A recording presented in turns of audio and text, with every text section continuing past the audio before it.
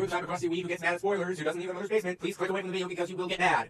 A shark wouldn't be a shark if it didn't keep on moving. It would die and become a corpse, and a human wouldn't be a human if there wasn't something missing. So will you go grab it, even if you know it won't last? I'm writing this after I've finished watching my first viewing of Welcome to the NHK, and what feels like my 100th time watching Fooly Cooly.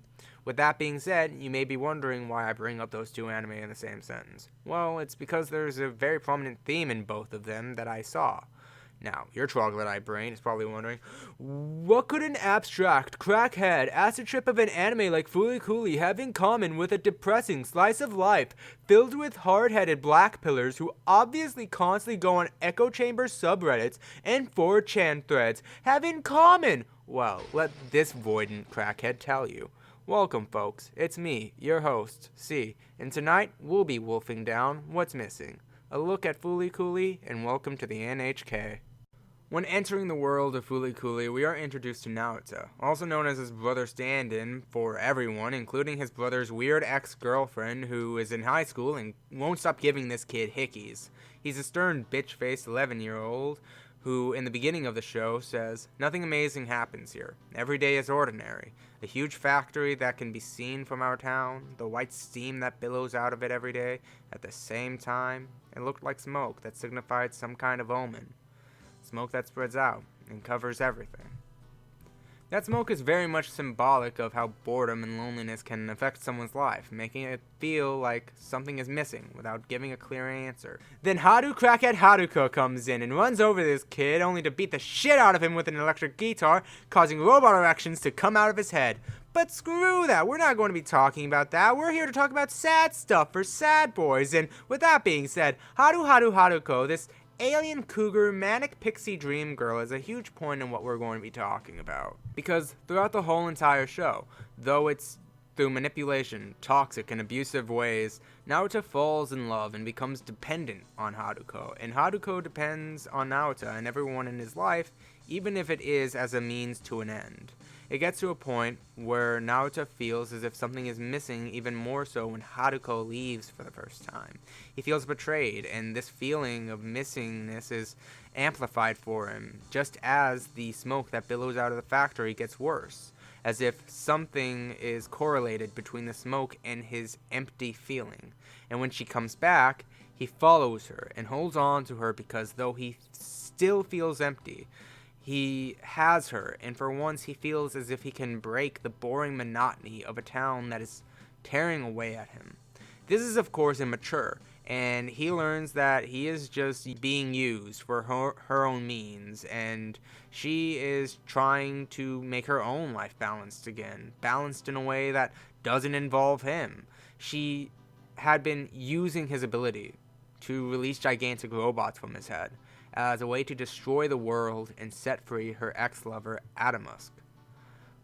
That was all she wanted Naruto for, and after he releases Adamusk's power and takes it for himself in a way to gain control of his part of the relationship again, Haruko gets pissed off and fights him, leading to Adamusk getting away and Haruko being a hypocrite, leaving Naruto in search of someone who can meet her ends and give her back her ex. And after all of this, the wreckage of the city, the reconstruction of the city, and Naruto starting middle school, he says, at the end, "Nothing amazing happens here. Only the ordinary. We crossed the bridge as usual." There's a lot to that ending if you watch it, and while you can stare and be blown away by the Freudian themes of the show, you can't help but notice that ending.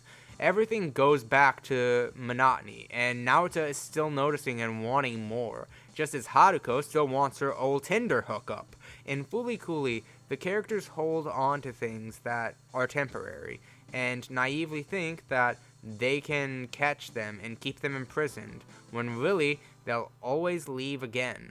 They know the feeling is fleeting, and that eventually things will go back to the way they were, but they will do whatever it takes, even if it means destroying a whole entire city, people, in order to feel the feeling of fulfillment, to fill what's missing, cover the hole, and not be bored anymore. But even then, depending on how you go about that, it's immature. While Fooly followed a bunch of crackheads who were so uncomfortable with the fact that they'll never truly be satisfied in life, so they unhealthily fill their voids, Welcome to the NHK follows the life of a doomer neat, who knows he'll never truly be satisfied in life, and finds himself too scared to even try and have aspirations, to a point he isolates himself in his room and becomes suicidal. Sato, a bum hikikomori. A hikikomori being a person who shuts themselves in their room with no interaction for a good 6 months, without going to school or work, usually out of depressive reasons. But Sato finds himself being harassed by a girl named Misaki, who wants to, quote-unquote, cure his hikikomori disease. Of course, the truth behind this is Misaki wanting to help Sato because she herself feels like a plastic bag, blowing through the wind, trying to start again. But on a real note, she's traumatized and feeling the same dissatisfaction with life and holds on to Sato, trying to feel better about herself. And whenever Sato proves in the littlest way he can possibly get over his condition and move on without her, that feeling of something missing is amplified for her, making her feel even more worthless. Sato is Misaki's Haruko in a weird way, though, in Welcome to the NHK. Instead of promising her an escape from her monotonous and boring life, though, he instead promises her a way to constantly feel like she isn't the most pathetic being alive. And much like Naota, Misaki latches on to Sato, trying to help him, but at the same time, trying to keep him intertwined with her. Not truly caring if he moves on and grows himself as long as he stays with her pathetically. This, of course, leads to her own attempt at suicide. Of course, Sato takes everything Misaki has taught him and hunts her down back to her hometown, something a hikikomori could never have done, and gets there just 5 minutes after her. I will go ahead and say that in the end, much like Fooly, everything goes back to quote-unquote normal. Sato has his part-time job and is tutoring Misaki, who has finally gone back to high school. By all means, this should be a happy ending, but even Sato notes that it is all temporary, and it is revealed the two still have that same feeling of missingness by essentially signing a suicide pact. But even then, it's temporary and won't last forever, as Sato notes that Misaki will grow up. She will be a firework! And in the end, all of it brings us to this.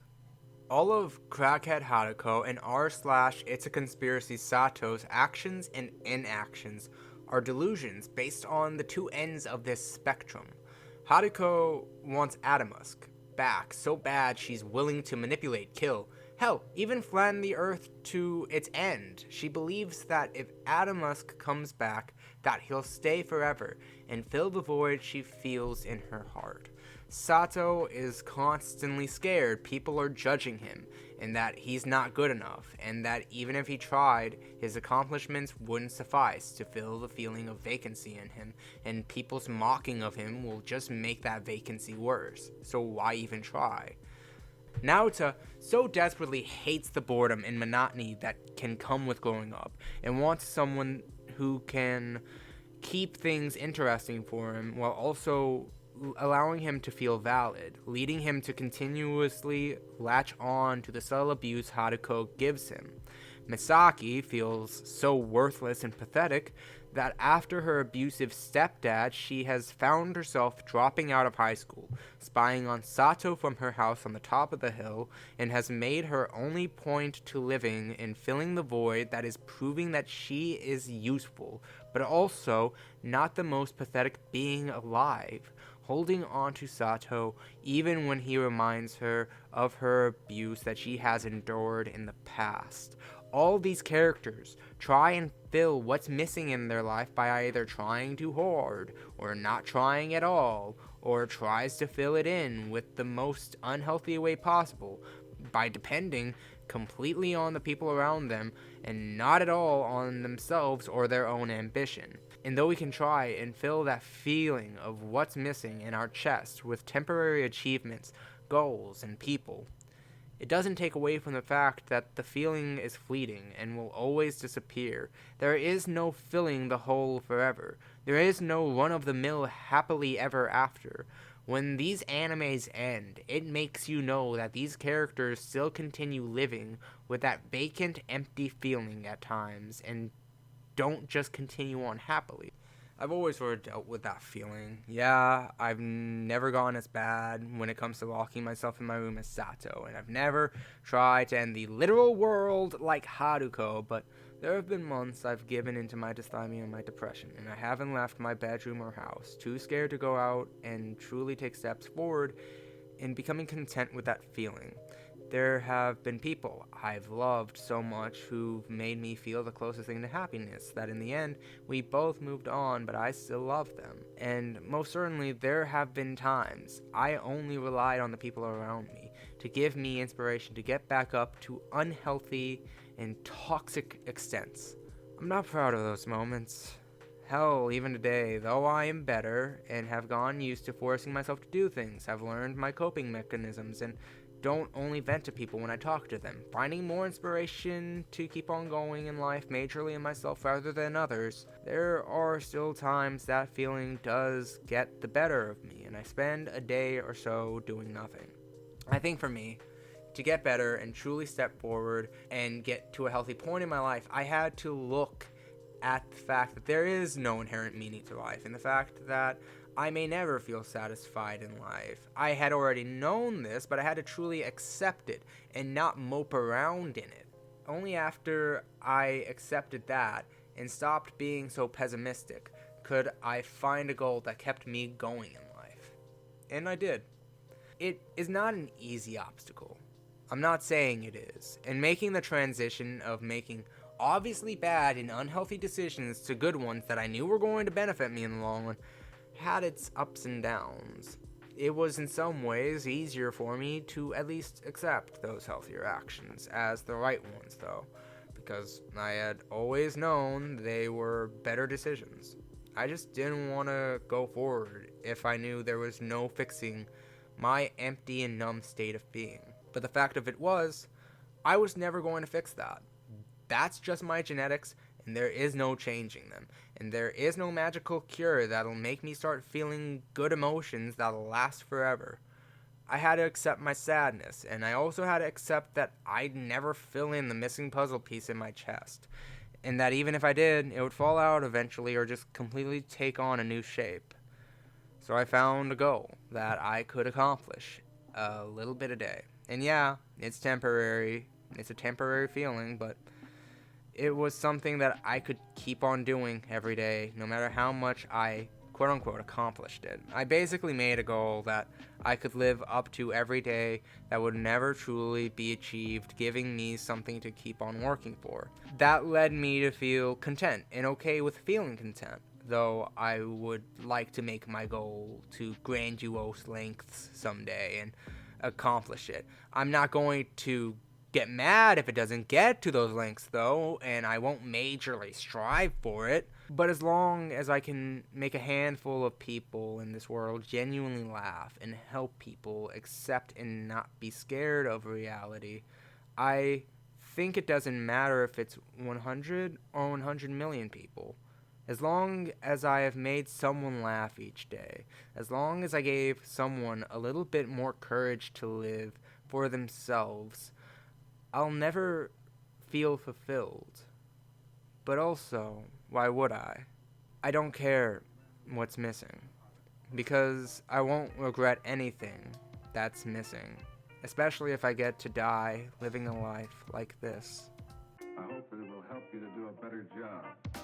So I'm back and not doing a good job at keeping up with the schedule, but hey, if you want me to make daily ASMR videos, maybe you should comment that down in the description. Don't. Please don't. Please. I'm gonna fucking die. I'm going to fucking die if you do that. Don't do that. Don't. Also, I can't reattach my pop filter because, like, I'm just dumb. I'm dumb. So, yeah. So I'm sorry if this outro is very echoey. Yeah, I hope you guys enjoyed the video. Thank you if you watched all of it and you made it to the end. That's great for you, especially since, like, my last video is, like, not able to be viewed in, like, other parts of the world. Thanks, copyright. But with that being said, sorry I didn't stick to the schedule as best as I could. Work's been killing me, and I have been trying to keep up with editing videos as well. But nonetheless, I am going to start working on my next gameplay video, hopefully soon, and I already have another video in the line for what I want my next video like this to sort of be. So with that, I hope you all have a good night, good day, wherever you are, and just in general, good luck.